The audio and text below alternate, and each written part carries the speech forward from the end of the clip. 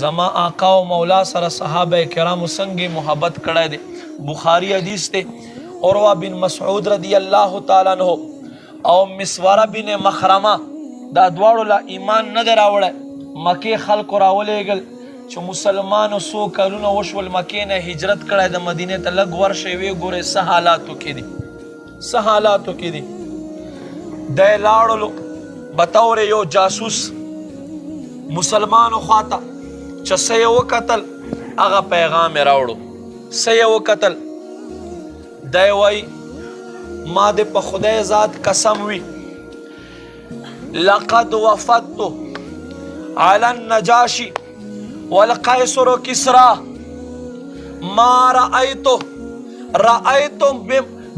بمحمد اللہ پا ذات میں دے قسم ہوئی ز نجاشی بادشاہ دربار کے حاضر شوایو ز قیصر و کسرا ایران بادشاہانو پا دربارونو کے حاضر شوایو پا خدای ذات میں دے قسم ہوئی کم محبت کم تعظیم کم ادب چھے ما رسول اللہ قتل ہے دی دومرے میں دے یو بادشاہ ہم نے دے قتل ہے. سبحان اللہ. ویغا سنگی اذا تودع کاد ان یقتتلونی کله چې محبوب او دس کئی دی دومره پہ باندې را غونډ شي ته به وایې چې یو تر بله په دې اوداسو اوبو باندې ځان سره قتل کی دومره اوداسو اوبو ته را غونډ شي.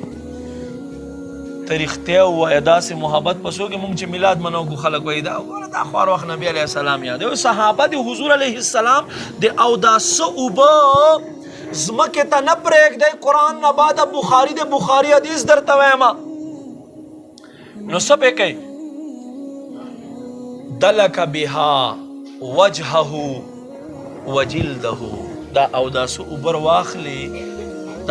اوبر واخلي د محبوب او دی څه کوي دا اوداسه اوبه هم په بدن باندې راکاږي او فرمایي وما وقعت نخامة إلا وقعت في كف رجل منه. واورا اے سیدہ دی حضور محبت غلامانو نا واورا سنگ محبت کے. عروہ بن مسعود وائی مسورہ بن مخرمہ وائی پا خدای ذات میں دے قسمی دا خپل خلے بلغم نہ اچوی لاڑے مبارک نہ اچوی الا وقعت فی کف رجل منہو دا ہم چاچوی دا یو صحابی پلاس باندے پریوزی.